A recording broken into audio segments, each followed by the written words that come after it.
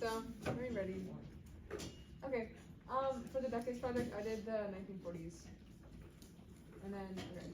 So for women's fashion, they wore tailored skirt suits, and then dresses with full skirts and that stitched in the waist. And then most of the time, it was like colorful with different patterns. And they also wore wide leg pants towards like the middle of the 40s. And then the dresses were usually always calf length. And then for the hairstyles, there was finger waves, victory rolls, page boy hairstyle, snoods, and then the women's pompadour.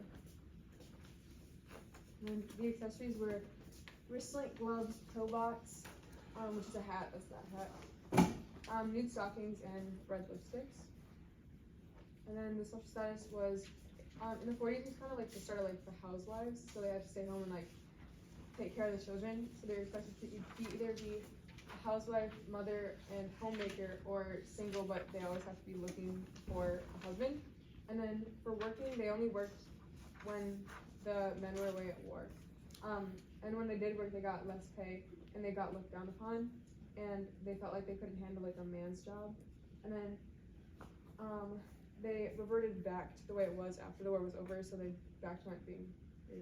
went back to being housewives.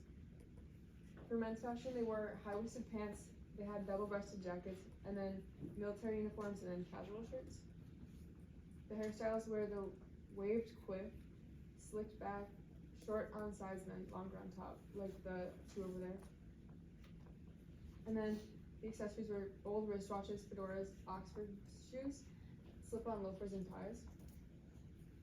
And then their social status was, this was the start and the end of the war, so most of them were away fighting at war, and they were expected to have courage and bravery, and they had to show that they were masculine. And they, most of the time when they got back from war, they were the ones that navigated like the public space while the women stayed home, more private.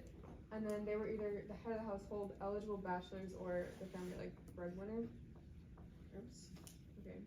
And then for music, they listened to mostly all their music on the radio, or they would go to shows sometimes, and it was blues and jazz. And then this was when the popularity of swing music started. And then some popular musicians were Billie Holiday, Ella Fitzgerald, Louis Armstrong, and Andrew Sisters. And then there's just 2 videos.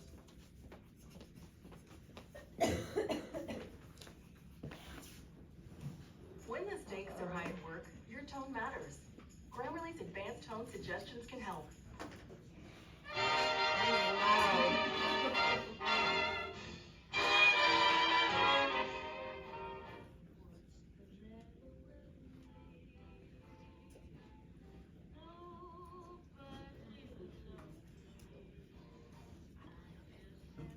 Oh, it is so loud.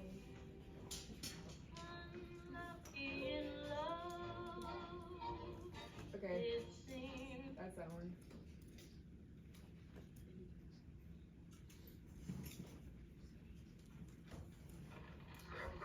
What do you think I'm here for? And this is Billie Holiday and Louis Armstrong.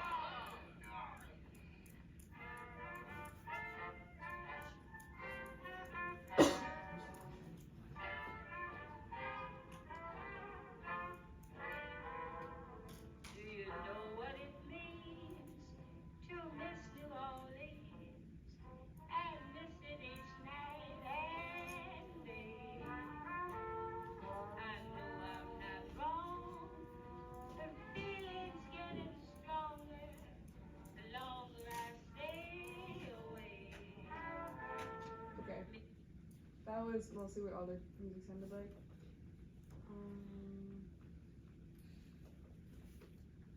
And then for entertainment, they would go to sporting events, mostly like boxing and baseball. And then they went to dances and parties, and they would dance jazz or tap dancing. And then they would listen to radio programs before the TV had been more popularized. And then it was like comedies, programs, and music. And then the TV was in like not a ton of households, but it got more popular towards the end of the decade. And then for recreation or leisure, the American diet was really high in carbohydrates and low in fats. And then rationing started once the war was going on, so they would put limits on how many items you could buy, and it would become more expensive. And then some celebrities were Clint Eastwood, John Wayne, Lauren Bacall. Stonewall and Henry Ford. And then 2 sports figures were Sugar Ray Robinson, and he boxed. And then Ace Runig was a basketball player. And then some common meals were meatloaf, spam and eggs, Jello salad, and then after the war was over, bacon and eggs came back because they were one of the items that had ration on them. And then Franklin D. Roosevelt was president for 3 terms, and he was the first president and last for now that had served for 3 terms. And then Harry S. Truman took over once the war was over. And then Franklin D. Roosevelt directed the government through most of the Great Depression, and then also helped people regain faith during the war and after the Great Depression had been over. And then World War II was started on September 1st, 1939, and was going through September 2nd, 1945. And the Great Depression just ended, so families were finding jobs again, and millions of families had lost savings from banks closing and stuff. And the unemployment rate was 14.6 in 1940 because it was the year after the Great Depression, and then it went down to 1.9 in 1995, and then up to 1949 and went back up to 6.6 in 1949. There was a lot of shortages on everything because of the war. So some of them were sugar, tires, gasoline, meat, coffee, butter, canned goods, and shoes, and they were all rationed. And then people of color were segregated within factories, and black sportsmen were getting more popular after the war. And when they returned back from the war, they didn't know it, but they were going to face racism like they had before, and they were expecting not to. And then what was important to individuals was the whole decade was kind of defined by World War II, and it was really important that women were working. And then one of the movements that I found was the CORE was founded, and it's Congress on Racial Equality.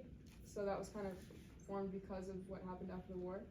And then some sayings were Daldizzy, which is girl crazy, crump, which is a jerk, peepers, which is eyes, and then khaki wacky is boy crazy, and then taking a powder is to leave. And then some inventions were the microwave oven, kitty litter, the atomic bomb, and a crash test dummy. And then there was a lot of technology in the 40s, like the jet engine, the first computer, which was the size of a room, helicopters, and then a lot of cars were advancing. And then this is just an example of what most of the cars looked like. They were very like bubbly looking, kind of.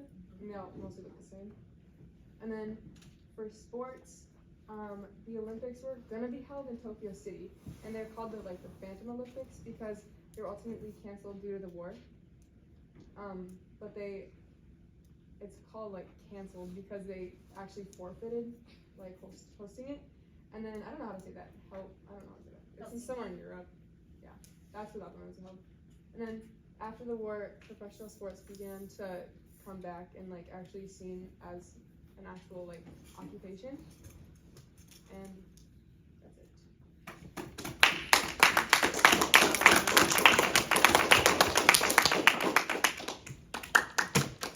Again, thank you. They were very appropriate for that. Yeah, Okay. I think that these slides are very pretty. Yeah, a lot of good pictures. What? Would you want to live in the 1900s? No, this is boring. As a woman, I think you would like living in the 40s. I think I would be bored. That was the start of, that was the major push for women that you were equals, and then the 50s set you back again. But at least there was a real sense of women empowerment in the 40s. Maybe, I don't know. Rosie Were the you alive in Riveter, the 40s? Rosie, that's you. That's crazy. the first and only women's national baseball league started. I didn't know that. I didn't look into that. I don't like sports. National Baseball League now?